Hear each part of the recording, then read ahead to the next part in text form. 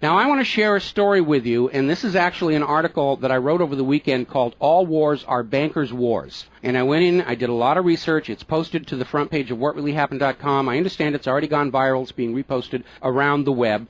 But I wanted to basically tell it to you here on the radio show. And it's a very long story. We're probably going to take the rest of the hour to do it.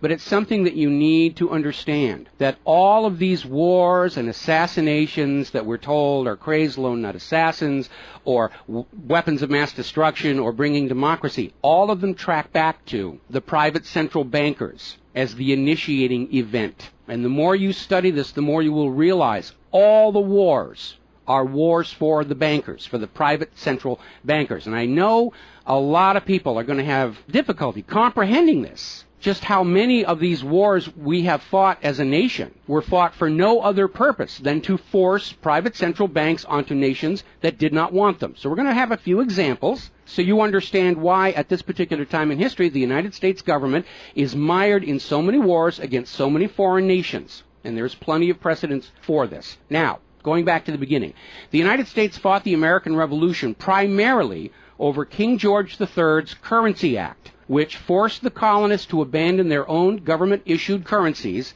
and conduct business only using printed banknotes borrowed at interest from the Bank of England. If you go back to the writings of Ben Franklin, direct quote, the refusal of King George III to allow the colonies to operate an honest money system which freed the ordinary man from the clutches of the money manipulators was probably the prime cause of the revolution. That's Ben Franklin. Now, our public schools don't teach that because you're not supposed to know that the bankers were really behind the American Revolution. After the Revolution, the United States adopted a revolutionary, radically different economic system in which the government issued its own value-based currency so that private banks couldn't skim the wealth of the people through interest-bearing banknotes. So the American Revolution was fought primarily to free the American people from King George III's Currency Act, which ordered them to conduct all business using printed banknotes borrowed at interest from the Bank of England. So the Bank of England was just, raking in wealth from the labor of the American people in exchange for ink and paper. And that fueled the anger that led to the American Revolution. Your public schools don't spend a lot of time on that, but that was really what it was all about. So the revolution was over, the United States was born, but the private bankers are nothing if not dedicated to their schemes to acquire other people's wealth, and they knew full well how easy it is to corrupt a nation's leaders. Now, just 1 year after Mayer Amschel Rothschild had uttered his infamous, "Let me issue and control the nation's money, and I care not who makes the laws," private bankers succeeded in setting up a new private central bank called the First Bank of the United States, largely through the efforts of the Rothschilds' chief supporter in the United States, Alexander Hamilton. Now, this First Bank of the United States was founded in 1791, and by the end of its 20-year charter, the First Bank of the United States had almost ruined the nation's economy while enriching the bank's owners. As a result, Congress refused to renew the charter and signaled their intention to go back to a state-issued, value-based currency on which the people paid no interest at all to any banker. This resulted in a threat from Nathan Mayer Rothschild against the U.S. government. Quote, "Either the application for renewal of the charter is granted, or the United States will find itself involved in a most disastrous war." End quote. Congress still refused to renew the charter for the First Bank of the United States, whereupon Nathan Mayer Rothschild railed, quote, "Teach those impudent Americans a lesson. Bring them back to colonial status." End quote. Financed by the Rothschild-controlled Bank of England, Britain then launched the War of 1812 to recolonize the United States and force them back into the slavery of the Bank of England's banknotes, or to plunge the United States into so much debt they would be forced to accept a new private central bank. And the plan worked. Even though the United States won the War of 1812, Congress was forced to grant a new charter for yet another private bank, issuing the public currency as loans at interest, the Second Bank of the United States. Once again, private bankers were in control of the nation's money supplied and cared not who made the laws or how many British or American soldiers had to die for it. So once again, the nation was plunged into debt, unemployment, poverty by the predations of the private central bank, and in 1832, Andrew Jackson successfully campaigned for his second term as president under the slogan, "Jackson and no bank." True to his word, Jackson succeeded in blocking the renewal of the charter for the Second Bank of the United States of America. And this was where that famous quote came from Andrew Jackson. Quote, "Gentlemen, I too have been a close observer of the doings of the Bank of the United States.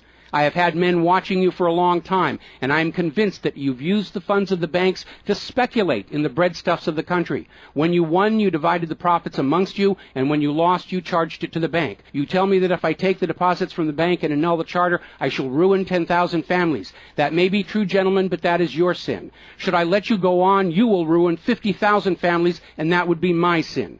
You are a den of vipers and thieves. I've determined to rout you out, and by the eternal God, I will rout you out. End quote. Andrew Jackson. Shortly after the charter for the Second Bank of the United States expired, there was an assassination attempt on Andrew Jackson, and it failed when both pistols used by the assassin, Richard Lawrence, failed to fire. Later on, Lawrence explained the motive for the assassination by saying that with President Jackson dead, money would be more plenty. So it was an assassination motivated by the interests of the bankers. Now, our public school system is as subservient to the bankers' wishes to keep certain history from you, just as the corporate media is subservient to Monsanto's wishes to keep the dangers of GMOs from you, and the global warming cult's wishes to conceal from you the fact that Earth has actually been cooling for the last 16 years. So it should probably be no surprise that the financial dimension of the Civil War are not well known to the average American. It's portrayed in our history books and our popular media as an internal dispute over slavery, but in fact it was a war with global implications.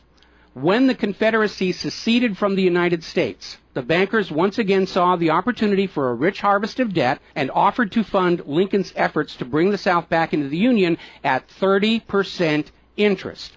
Lincoln remarked that he would not free the black man by enslaving the white man to the bankers, and using his authority as president, issued a new government currency, the greenback. This was a direct threat to the wealth and power of the central bankers, who quickly responded. This is a quote from the London Times following Lincoln's issuance of the greenbacks. Quote, "If this mischievous financial policy, which has its origin in North America, shall become indurated down to a fixture, then that government will furnish its own money without cost. It will pay off debts and be without debt. It will have all the money necessary to carry on its commerce. It will become prosperous without precedent in the history of the world. The brains and wealth of all countries will go to North America. That country must be destroyed, or it will destroy every monarchy on the globe." So, goaded by the private bankers, much of Europe supported the Confederacy against the Union, with the expectation that victory over Lincoln would mean the end of the greenback. France and Britain seriously considered an outright invasion on the United States in support of the Confederacy, but they were held at bay by Russia. A little bit of history most Americans don't understand. Russia came to the aid of Lincoln's Union during this crisis. Now, at that time, Russia had just ended their serfdom system, and they had a state central bank similar to the system the United States had been founded on. Now, free of European intervention, the Union won the war, and Lincoln announced his intention to go on issuing the greenbacks. Following Lincoln's assassination, the greenbacks were pulled from circulation, and the American people forced to go back to an economy based on banknotes borrowed at interest from the private bankers.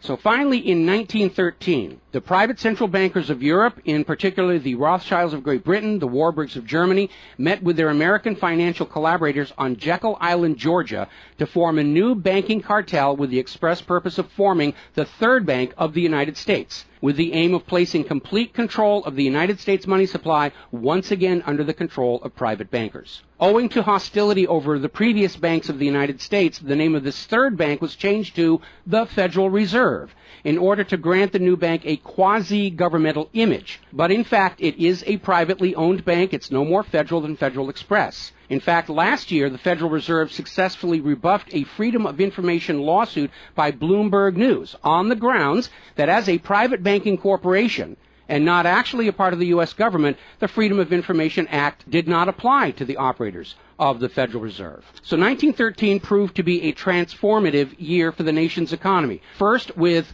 Congress' passage of the 16th Income Tax Amendment and the false claim it had been ratified. Here's another direct quote. "I think if you were to go back and try and find and review the ratification for the 16th Amendment, which was the internal revenue, the income tax, I think if you went back and examined that carefully, you would find that a sufficient number of states never ratified that amendment," end quote. That's U.S. District Court Judge James C. Fox in Sullivan versus United States, 2003. Later that same year, 1913, and apparently unwilling to risk another questionable amendment, Congress passed the Federal Reserve Act over the Christmas holiday in 1913, while members of Congress opposed to the measure were at home. This was a very underhanded deal, as the Constitution explicitly vests Congress with the authority to issue the public currency, does not authorize its delegation, and thus would have required a new amendment to transfer that authority to a private bank. But pass it, Congress did, and President Woodrow Wilson signed it as he promised the bankers he would in exchange for generous campaign contributions. Now, President Wilson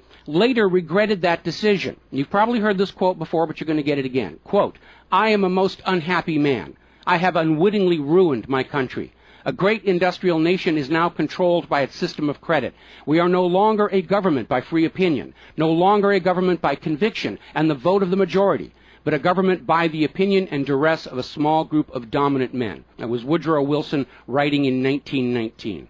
Now, 1 year after the passage of the Federal Reserve Act, World War I started, and it is important to remember that prior to the creation of the Federal Reserve, there was no such thing as a world war. Now, World War I actually started between Austria, Hungary, and Serbia, but quickly shifted to focus on Germany. Why Germany? They didn't start the war. Why was Germany the villain in World War I?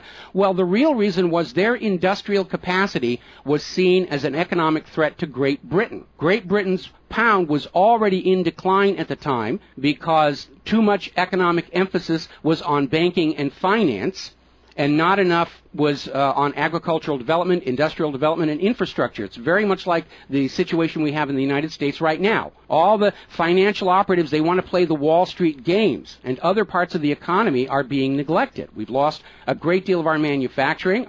We're not the agricultural exporter we used to be because everybody's over there at Wall Street playing in that giant open-air casino. Now, pre-war Germany did have a private central bank, but it was under strict control by the German government to keep inflation at reasonable levels and to make sure that all of the German economy was being properly funded, just like Putin did with their central bank about a month ago.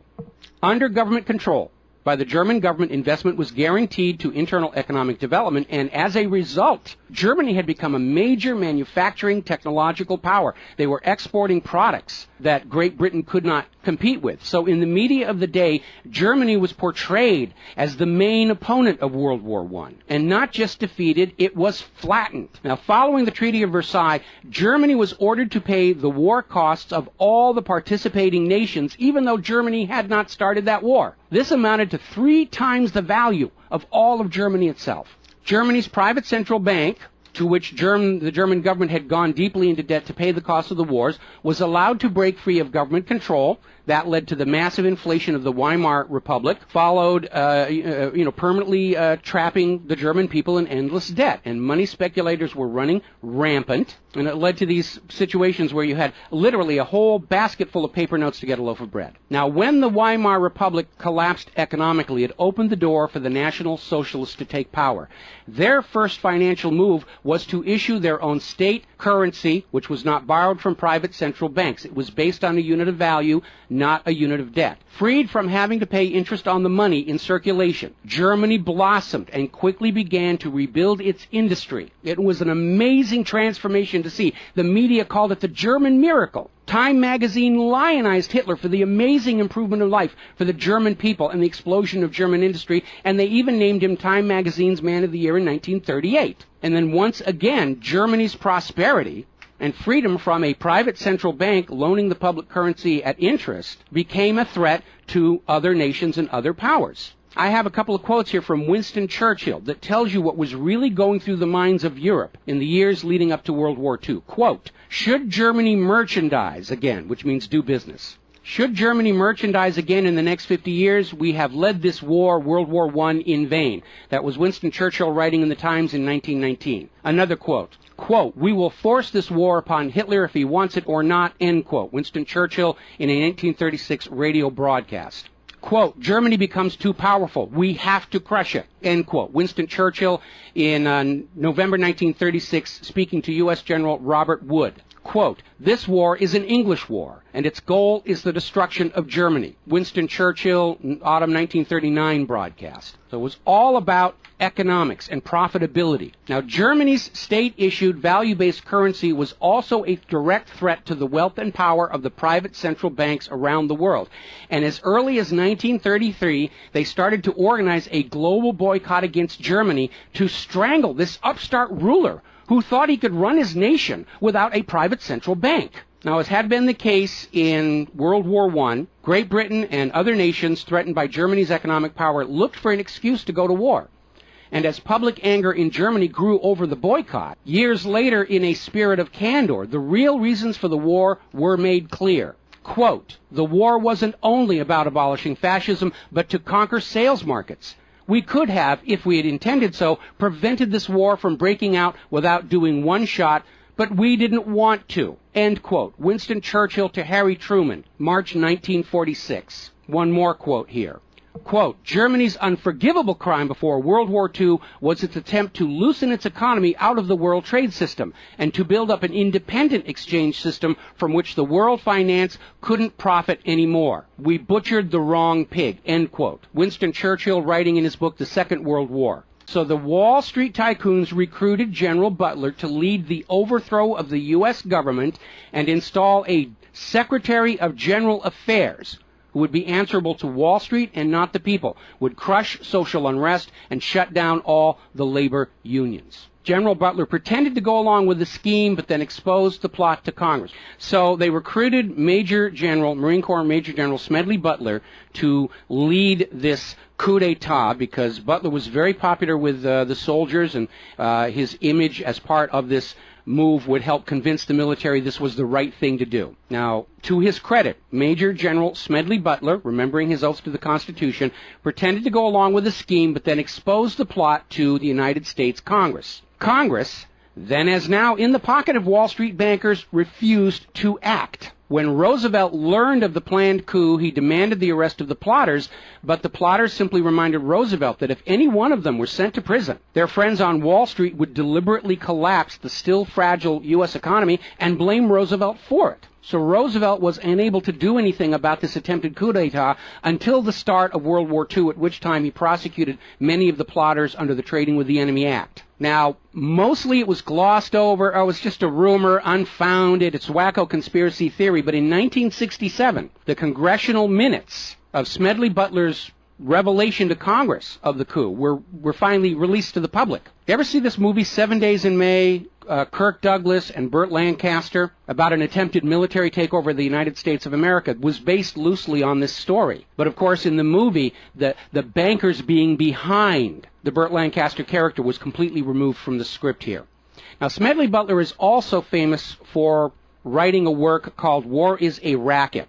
And I would like to read you a quote from that. Quote, "I spent 33 years and 4 months in active military service as a member of our country's most agile military force, the Marine Corps. I served in all commissioned ranks from second lieutenant to major general. And during that period, I spent more of my time being a high-class muscle man for big business, for Wall Street, and for the bankers. In short, I was a racketeer, a gangster for capitalism.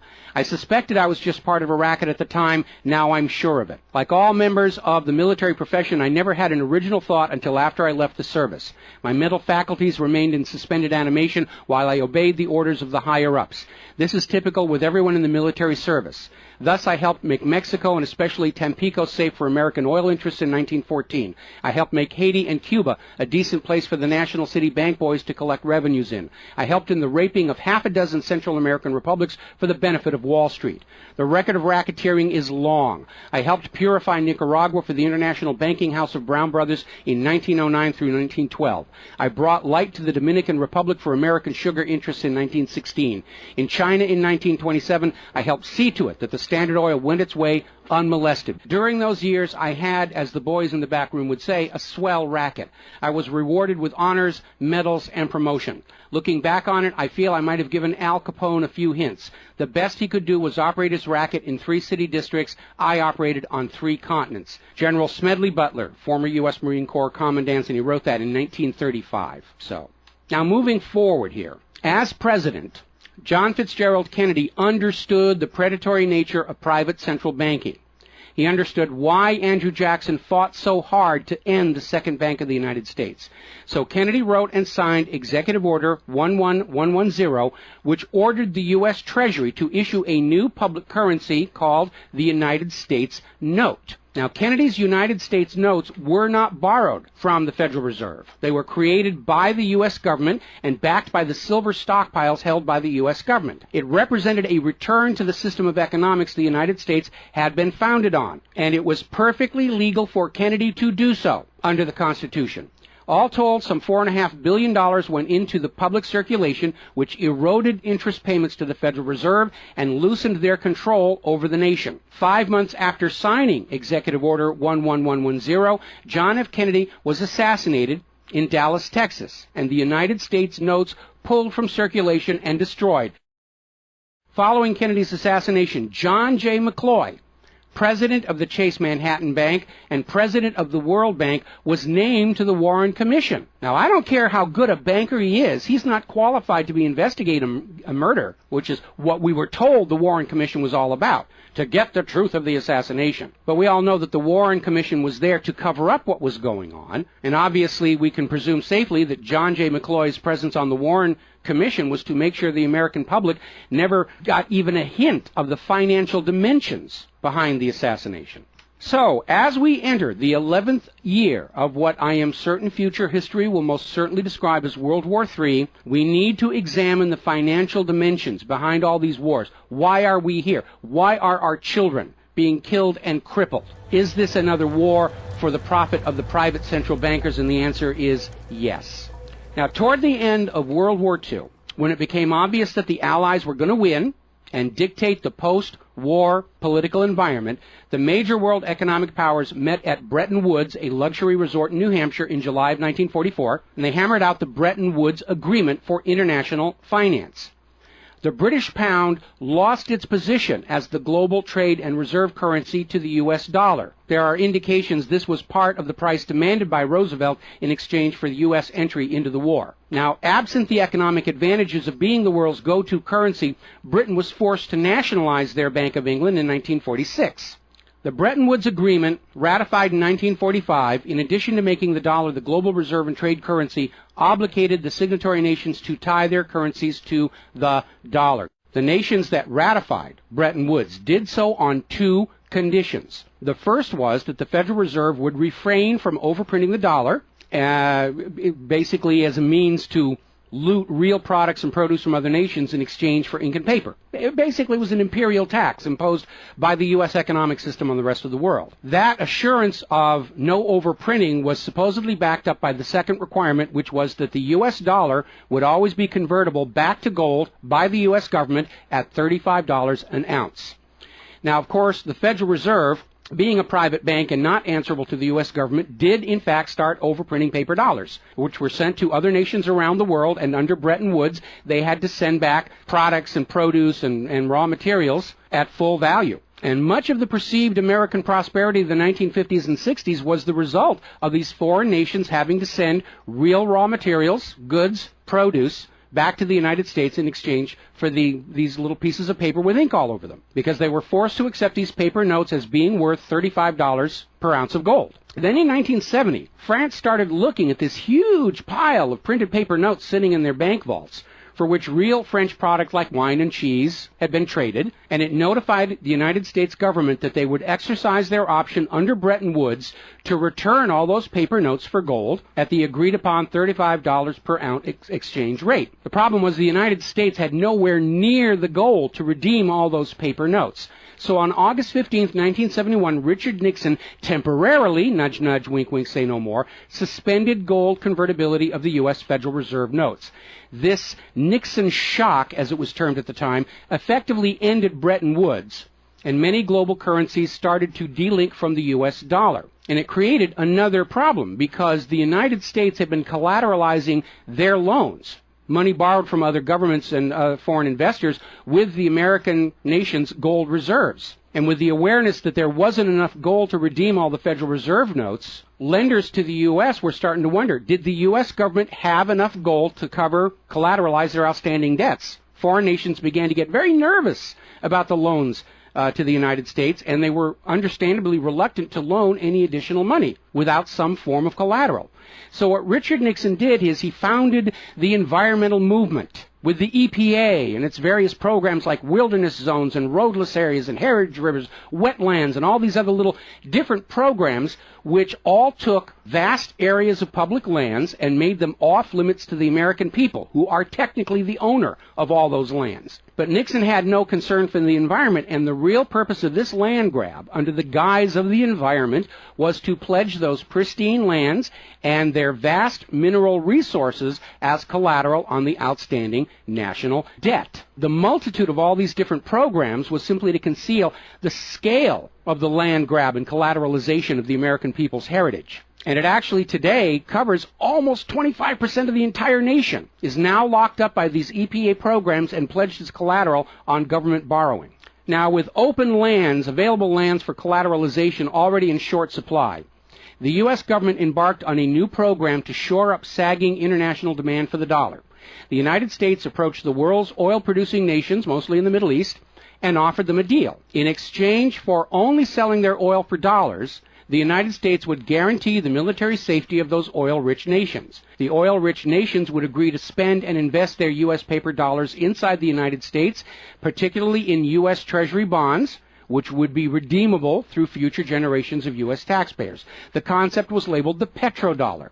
In effect, the United States, no longer able to back the dollar with gold, was now backing it with oil, other people's oil. And that necessity to keep control over those oil nations to prop up the dollar has dominated America's foreign policy in the region ever since. But as America's manufacturing and agriculture has declined, the oil-producing nations faced a dilemma. Like France, they've got piles and piles of these paper notes and treasury bonds piling up in their vaults, and there really wasn't all that much except real estate they wanted to buy from the United States of America. Europe's cars and aircraft were superior and less costly. In more recent times, America's experiment with GMO food crops has led a lot of nations to simply avoid buying U.S. agricultural exports. Israel's constant belligerence against its neighbors has caused the oil-producing nations to wonder if the U.S. could actually keep their end of the petrodollar arrangement. So oil-producing nations started to talk of selling their oil for whatever currency the purchasers wanted to pay. Iraq, already somewhat hostile to the United States following Desert Storm, demanded the right to sell their oil for euros in 2000. In 2002, the United Nations agreed that Iraq had a right to sell their oil for euros under the Oil for Food program. 1 year later, 2003, the United States reinvaded Iraq, lynched Saddam Hussein, and placed Iraq's oil back on the world market, only available for U.S. dollars.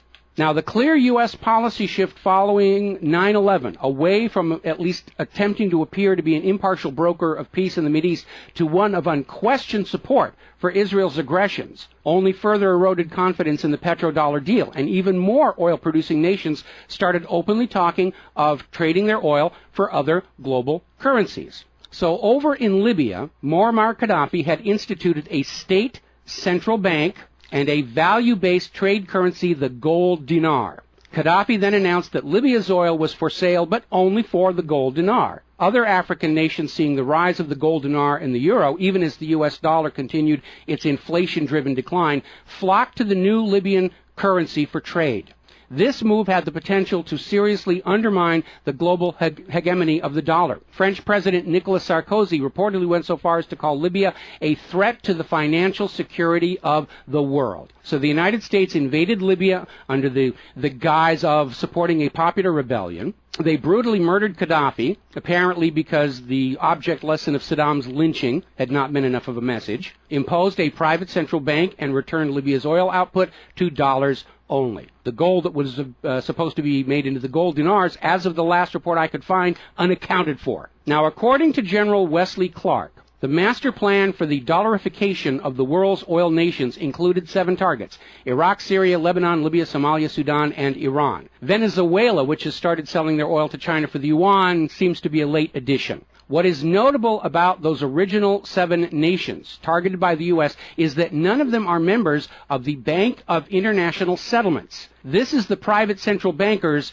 private central bank located in Switzerland. That meant that those 7 targeted nations were deciding for themselves how to run their nation's economies rather than submitting to the international private central bankers. Now, of course, the bankers' gun sights are on Iran, which dares to have a government central bank and sell their oil for whatever currency they choose. The war agenda for Iran is, as always, to force Iran's oil to be sold only for dollars and to force them to accept a privately owned central bank. Now, you have been raised by a public school system and a media that constantly assures you that the reasons for all these wars and assassinations are many and varied. We're bringing democracy to the conquered lands. We hear that a lot when actually the U.S. hasn't. The usual result of a U.S. overthrow is the imposition of a pro-business, pro-Wall Street, pro-U.S. dictatorship. Good example, the 1953 CIA overthrow of Iran's democratically elected government of Mohammad Mossadegh and the imposition of the Shah. Or the 1973 CIA overthrow of Chile's elected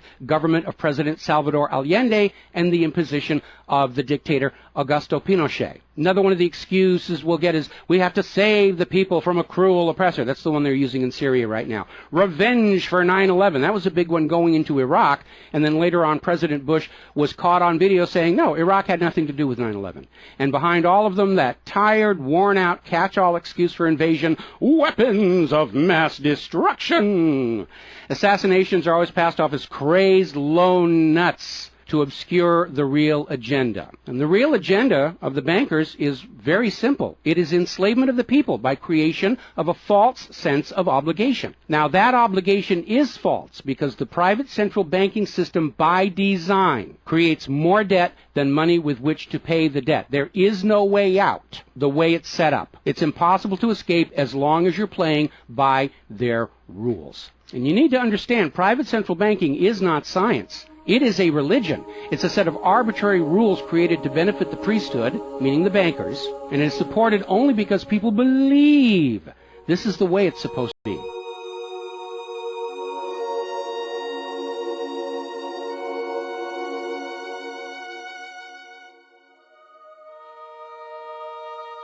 It is a religion. It's a set of arbitrary rules created to benefit the priesthood, meaning the owners of the private central banks. The fraud persists with often lethal results only because the people are brainwashed into believing that this is the way life is supposed to be, and no alternative exists or should even be dreamt of. Now, this same approach, the same brainwashing, was true of 2 earlier systems of enslavement, rule by divine right and slavery, both systems built to trick people into obedience, and both now recognized by modern civilization as illegitimate. So now we are on the verge of a new era in history where we will recognize that rule by debt, rule by private central bankers issuing the public currency as a loan at interest is equally illegitimate. It only works as long as people allow themselves to believe that this is the way life is supposed to be. But you need to understand something that's the core of the issue. Private central banks do not exist to serve the people, the community, or the nation. Private central banks exist to serve their owners, to make them rich beyond the dreams of Midas, and all for the cost of ink, paper, and the right bribe to the right official, and the occasional assassination. But behind all these wars and all these assassinations, the 100 million plus horrible deaths from all of these wars, lies a single policy of financial dictatorship. The private central bankers only allow rulers to rule, only on the promise that the people of a nation be enslaved to the private central banks. Rulers who do not go along with that will be killed, their nation invaded by those other nations still enslaved to the private central banks. The bankers themselves don't fight these wars. Their children are not in these wars. A nation tries to break free of the private central bankers like Libya. All the other nations under the bankers' control pile on and destroy them. This so-called clash of civilizations you are being told about by the corporate media, it's really a war between banking systems, with the private central bankers forcing themselves onto the rest of the world, no matter how many millions must die for it. The constant hate-mongering against Muslims you see in the corporate media lies in a simple fact. Like the ancient Christians, prior to the Knights Templars, Muslims forbid usury or the lending of money at interest because they saw in ancient times, like Rome, how these banking practices could destroy an entire society. And that is the reason our government media insists that Muslims have to be hated and killed and converted. They refuse to submit to currencies loaned at interest. They refuse to be debt slaves.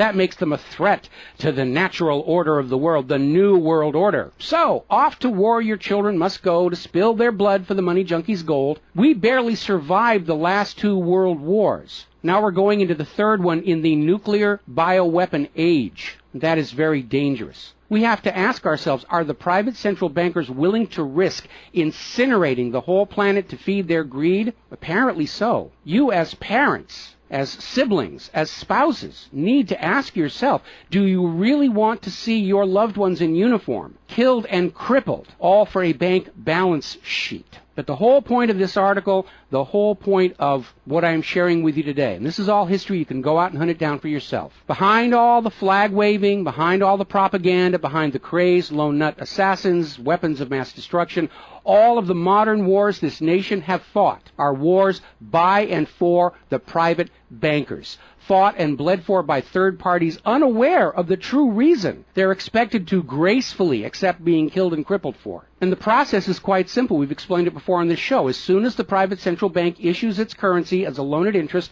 the public is forced deeper and deeper into debt. When the people are reluctant to borrow anymore, that's when the Keynesian economists demand the government borrow more to keep the pyramid scheme working. When both the people and the government refuse to borrow anymore, that is when the large wars get started, to plunge everyone even deeper to debt to pay for the war, and then after the war to borrow even more to rebuild. And when these horrible wars are over, the ordinary people have basically what they had before the war, except their graveyards are a lot larger, and everyone is in debt to the private bankers for the next century. Because war is the bankers' richest harvest. We all need to recognize this is what all these wars have been about.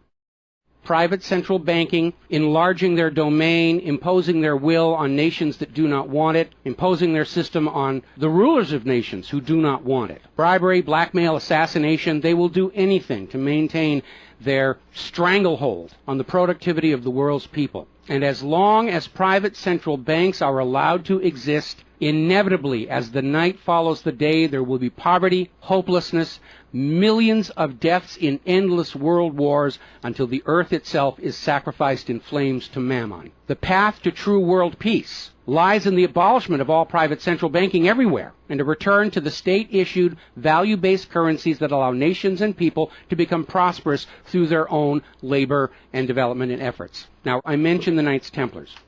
Prior to the Knights Templars, Christianity, like Islam, forbade usury because Christianity, much of Orthodox Christianity, came out of Rome, and they had seen firsthand what debt-based economies do, even to the Roman Empire. They'd seen it firsthand. So they had a ban on usury. And the Knights Templars were able to basically either bribe or blackmail the Pope to get a special dispensation that allowed them to rent money, is what they called it. They didn't call it usury, they called it renting money. A lot of modern predatory banking practices were pioneered by the Knights Templars. And they plunged Europe into hopelessly unpayable debt until finally French King Philip IV, otherwise known as Philip the Fair, did the only solution he could do, because he understood as long as you believed in the rules of the bankers, as long as you played by the rules they created to serve themselves, you are hopelessly trapped. And so Philip thought outside the box, and I know he's demonized for it, but in looking at the history of the Templars, it was his last resort. He sent messages to all of the regions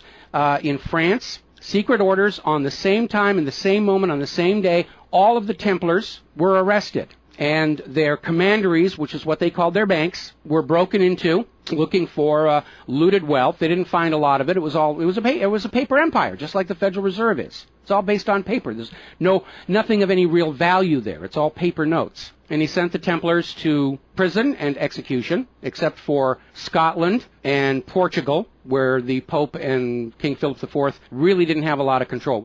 I think that the governments of the world, looking at the situation, looking how close we are to seeing this current world conflict emerge into a full-blown global thermonuclear war, that maybe they need to start thinking about the wisdom of King Philip the Fair and say it's time to simply grab all these private central bankers all at the same time so they can't simply skedaddle from one nation to another and come back and try the same thing again, as they will inevitably do, because these people are addicts. They're hopelessly addicted to other people's money. It's why we call them money junkies. When we see somebody who's addicted to cocaine or methamphetamine or heroin, and we can easily see how they're destroying their home and community around them. Now we need to look at these money addicts and look at how they're destroying the entire world around them. And it's time for an intervention. It's time for us to become private central banking heretics, to stop believing that this is the way life is supposed to be, because it isn't. It isn't even the way the United States was actually started. And they're trying as hard. Look at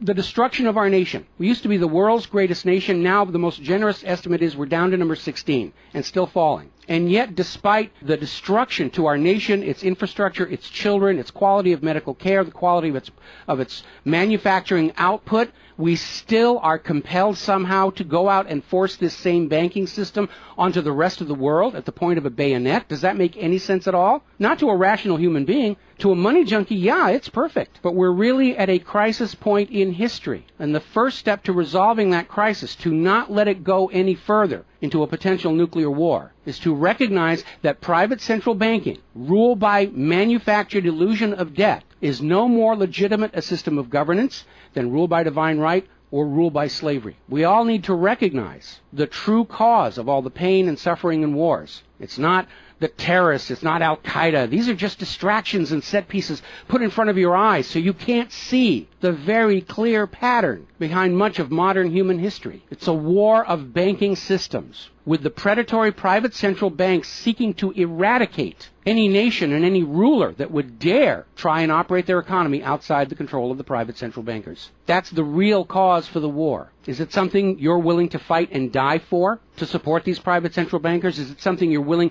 to let your sons and daughters and brothers and sisters be blown to bloody bits for, so the money junkies can have their latest fix, just a little tiny bit more gold or a little larger number on the bottom of that brokerage statement, so they can have today's thrill, their fix of money that is bought with the blood of your children? I don't think so. But the time has come to point out what really is the cause of all causes behind all the wars and suffering that our planet is having to endure and our people are having to endure. The common enemy of all humankind are private central banks issuing the public currency as a loan at interest. And as history will show, they will do anything, up to and including global wars, to keep their lock on yours and your children's future economic well-being and productivity. We're not a free society. Media will tell us that we're free, but we're not free. We are slaves. Our slave chains are made of paper, and that paper is the Federal Reserve note. Too few of our leaders have tried to stand up to